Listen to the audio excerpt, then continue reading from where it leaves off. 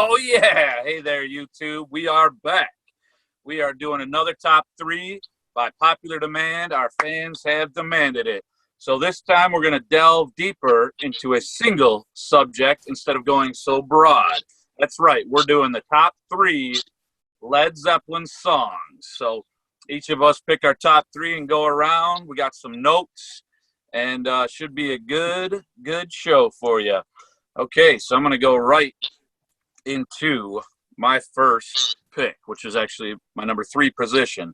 So it's off of the 6th album, Physical Graffiti from 1975. That's right, Kashmir.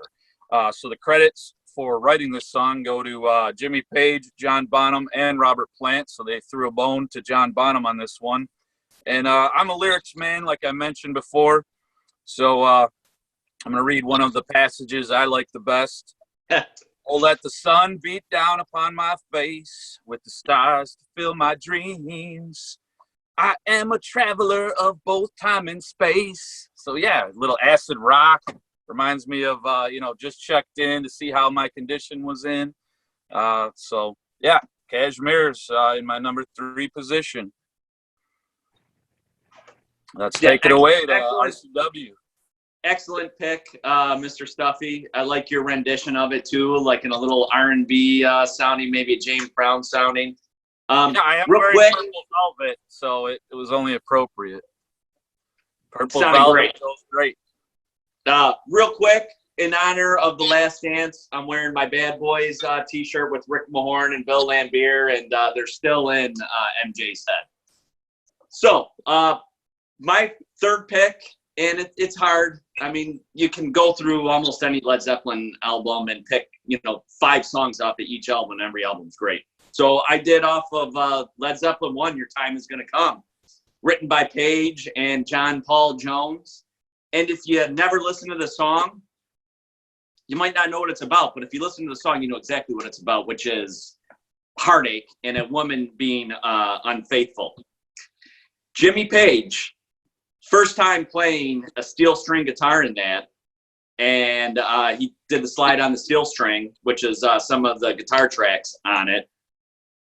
And it was only played live one time in their career, and I think it was in 1968, somewhere in Europe, and they never played it again. Jimmy Page played it again with the Black Crowes live in the 99-2000 tour that he did with them.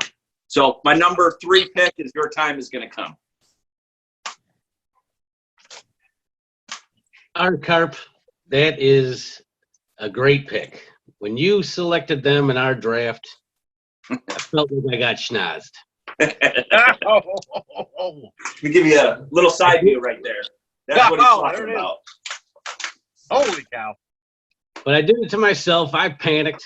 I selected a song and ended up trading away, and felt like the Minnesota Vikings. But Paul, with your pick of Kashmir too, you're a lyrics man, but come on, the orchestra, it's just an incredible song.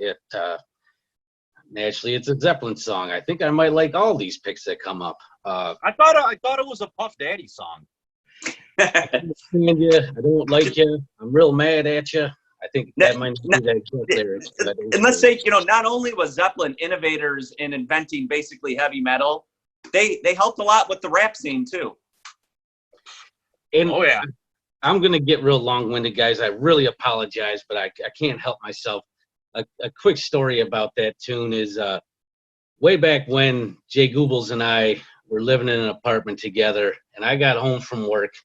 I was tired. I just wanted to have a beer and put my feet up, and I sit down on the recliner, and I hear next to me this Weird Al Yankovic version saying, sweating, stinking, farting. That's all you seem to do. Just wanted to relax. The guy ruins my relaxation, takes away one of my favorite tunes. What a bastard.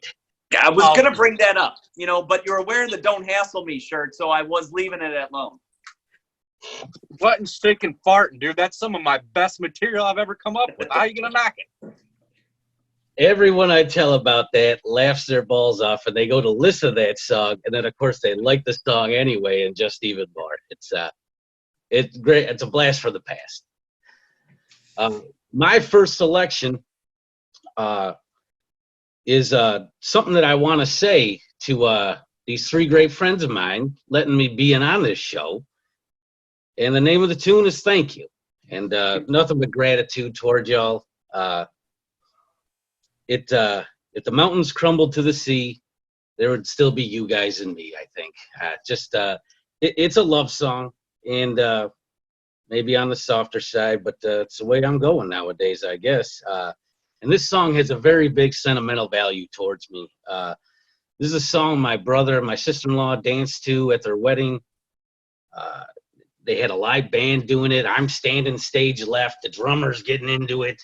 A beautiful couple dancing. My niece and nephew are dancing and twirling each other around. It was what a moment of joy for me. And real quick, not real quick, before they chose this song, I had mentioned to them that if I were to get married, this is the song that I would want.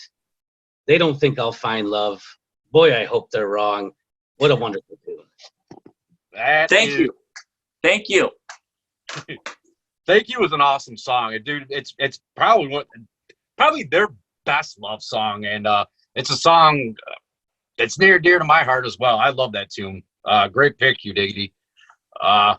With my first song or third song, if you may, I'm going with Nobody's Fault But Mine. It's off the Presence album, which is a super underrated album, but give it a listen, guys. It's awesome.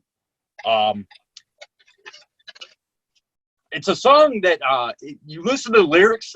It's about kicking bad habits and keeping that devil away from you. And if you don't, it's no one's fault but yours. I think those lyrics and everything can resonate with anybody. It's not just me. I'm sure everybody. You listen to that song, you'll find something in there. And talking about just the music in that song, they are straight killing it. I mean, the drums, the bass, freaking harmonica solo, and then dude, that riff, just killer. That it's just an awesome song, and that would be my number 3 one, guys. That Awesome. guitar lick in the beginning is incendiary. Good use of the word incendiary. It's all happening. It's all happening right now. Mr. Robert Plant, Mr. Jimmy Page, Penny Lane, it's all happening. Mr. Jimmy Page held this pen. So, yeah, that's a little movie reference. We got to work those in. That's, in case you guys haven't seen it, Almost Famous, great movie.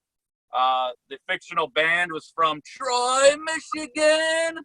So, nice little Michigan shout out in that movie. Okay, so I'll keep my comments quick. Quinlan, your Don't Hassle shirt, I thought you had to be a Hoff to have a Don't Hassle shirt, but I guess it's okay. And I originally picked the song Cashmere because I like the fabric, Cashmere. Hey, and that wedding you talked about, it sounded beautiful, man. I don't think I made the cut on that guest list, but that was a nice wedding. So my number 2 pick is 1973, 5th album, Houses of the Holy. Okay, so I'm actually jumping down to the Over the Hills and Far Away, man. That song is just so beautiful. And this one was just Page and Plant as far as the credits for writing it. And I actually like the second verse. Many have I loved, and many times been bitten. Many times I've blazed along the open road. Many times I've lied. Many times I've listened. Many times I've wondered how much there is to know. But yeah, just a beautiful song, man. Over the Hills and Far Away, my number 2 position. And yeah, that's it, man. Take it back around. Okay, great pick, Mr. Stuffy.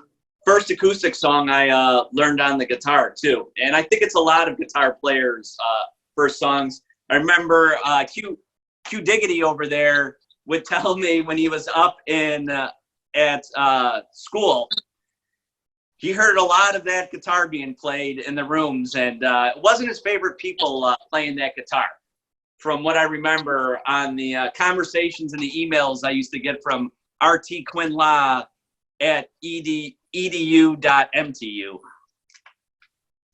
Yeah, one guy tried the whole semester to learn it. I don't know if he ever got it. I hopefully he was successful at that, as everyone is at breaking the fourth wall, baby. Yes. and John and Jay Goobles, I love your background back there with the starship behind you. Well, I mean, dude, they're the first band to have their own personal private jet, I believe. The King had a couple before that. Well, but they did have a fireplace in there, from what I heard. I don't know if it was a real fireplace. I'm guessing it wasn't. But all right, I'm going to go into my second pick, and it's Hey, Hey, What Can I Do? Jay Goobles and I would jam this song. He would test his pipes out while I'd try to strum it, and it turned out okay. Nobody got to hear it. And just like Led Zeppelin, they never played it live in front of anybody. I don't know why. And again, this goes back to my third pick. Your Time Is Gonna Come. Jimmy Page played it with the Black Crowes in the 99-2000 tour.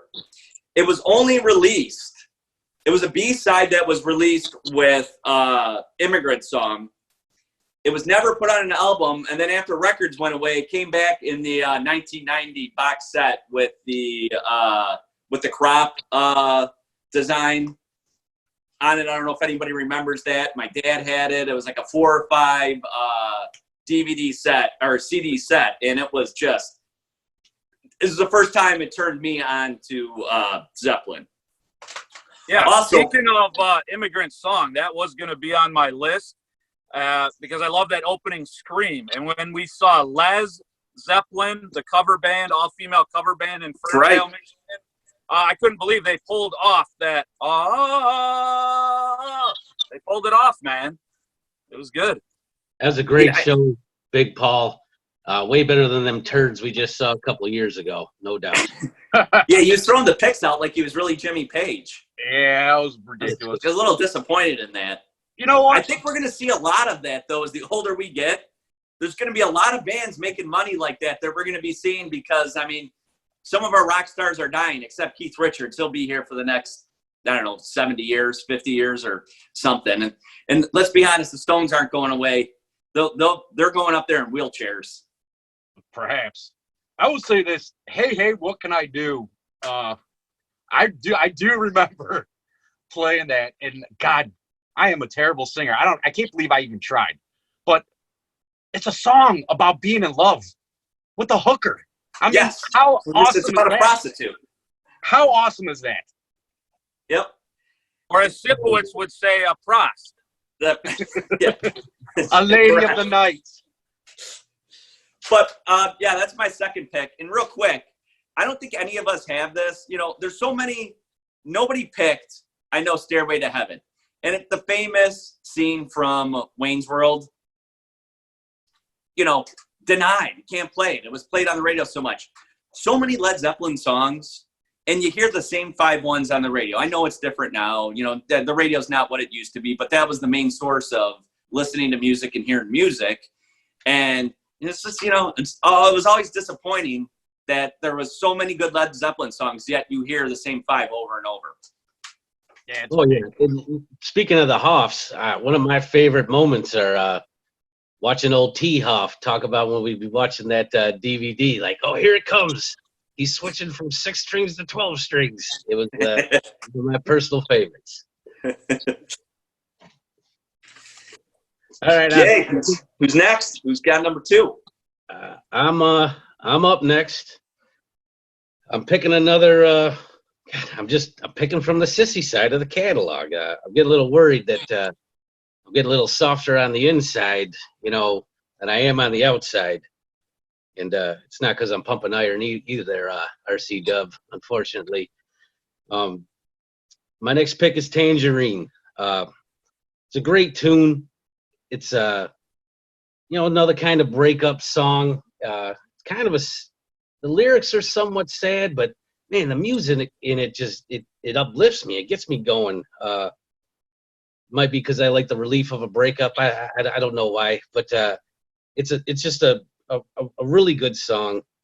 I'm afraid I'm going to have to process some of my emotions after talking about all this stuff, but I'm going to get through it with all you guys' help, no doubt. Hey, there's nothing wrong with soft Led Zeppelin songs. Never complain, never explain, Q Diggity. Hey, man. Tangerine is not only an underrated song, it's also one of the more underrated fruits. I've been tearing up mandarin oranges lately, that's for sure. And they talk about 1,000 years in between, about the relationship. Who hasn't been there? Come on. What do you say there, Dynamite Kid? Let's hear what Jay Google's Gamgee has to say about this. Oh, hey, you call me Kid Dynamite. That's cool. I'm down with that. Watch him explode. All right, I'm going to go with my second pick, guys, and it's going to be how many more times? I should just have to say that, and that's all I have to say. But obviously, it's a song that didn't get a lot of airplay because it was 8.5 minutes of awesomeness, but a little too lengthy for radio. But it was their last song on their debut album, and it basically, the whole song is like a mix of like 5 different blues songs. Like they just took some from here, took some from there, and just created like a rock anthem. And to me, it really, this is number 2. It could be number 1, but it really doesn't get much better than how many more times, guys? Jay Google. As soon as you said that, I just hear that thundering bass and guitar, boom, boom, da, doom, da, doom, going right through my head as soon as you said it. Yeah, that's heavier than an anvil, for crying out loud. There's a fan of ours out there who is not a big Led Zeppelin fan, but he may forget this. We were out in BFE, Pennsylvania, off-roading. I was driving, blasting this tune, so heavy. He was getting into it, whether he liked it or not. It was awesome. Dude, I think some people just say they're not a Led Zeppelin fan, and then they hear a song and they're like, "Oh yeah, I like that one." And it's funny you mentioned Stairway. I honestly immediately said, "Yeah, none of us can pick Stairway," and I thought of that Wayne's World scene in my head. I'm just like, "Yeah, you can't pick Stairway anymore." Denied. Stairway denied. It's still a great song. Yeah, still a great song. It's just denied, man. It is. So, okay, let's go over to my number 1.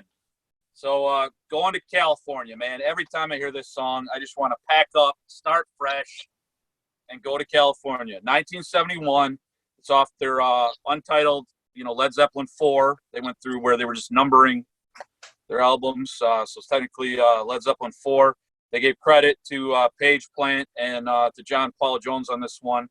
And you don't blame the guy for wanting to start over. Listen to the first line. Spent my days with a woman unkind who smoked my stuff and drank all my wine. I mean, come on. Who doesn't want to lose that? That's cold. Smoked his stuff and drank all his wine, man. So he made up his mind, make a new start, going to California with an aching in his heart. And then it's all about, meeting the girl with the flowers in her hair out there. Who doesn't want to start over in sunny California? Man, I just put on that song when I'm feeling down. Just makes me want to start all over. Beautiful. That is a great tune. Number 1, man. I can't believe nobody fought me for that one. I thought you guys would have had that in one of your top lists. Well, there's just so many to pick from. I mean, when you're with Zeppelin and you're a fan, I mean, every album, like I said, and repeat myself here, a minimum of 5 good songs on every album. I think the Cowboy would have fought me for that one. The Cowboy, I think, loves that tune as much as I do. Cowboy Mike is a big fan of going to California, for sure.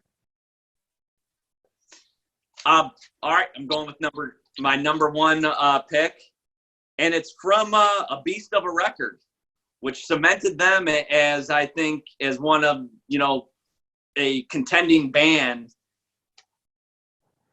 Led Zeppelin 2. It took Abbey Road off the top 10, the number 1 spot, and on that album, Bring It On Home, I think was the last song on the album. And it was originally written by Sonny Boy Williamson, who was a blues guy. Just the beginning of it was, and it was a homage to him. And I believe they had to go to court for the song, and he got some credits for it. Deservingly so. These blues guys, I mean, Led Zeppelin 1 and 2, their albums were basically all blues songs, homages to blues guys. And these blues guys were, you know, working the scene for years and not getting paid. And then all the white dudes from Europe come over and end up making millions of dollars and inventing rock and roll with blues songs. So the harmonica was actually recorded in Vancouver. And I couldn't find out where the rest of it was recorded, this song, because they recorded it all over. New York, London, California. They were all over recording this album and just kind of put it all together. And it was the first album that Jimmy Page started playing the iconic Les Paul. So that riff, he tinkered with sound with it and, yeah, cemented them as, you know, a band that was going to stay. And that was just number 2. And, you know, going on to their next albums, I mean, all the way through everything, Physical Graffiti, which is their, 6th album? Jay Goebbels or anybody? Yeah. Yeah, I had Physical Graffiti in my picks. It was their 6th album, 1975. Yeah. I mean, and at that time, you know, I mean, bands would generally come out with 1 or 2 or 3 albums or something, and Led Zeppelin just kept moving up the ranks, and Rolling Stone still trashed all their albums. Bunch of fools. Fool. Well, they needed to have a think piece done about them. Maybe Cream Magazine could have done a better job. They should have had an editor like Ben Fung Torres. Ben Fung Torres from Cream Magazine would have handled it better.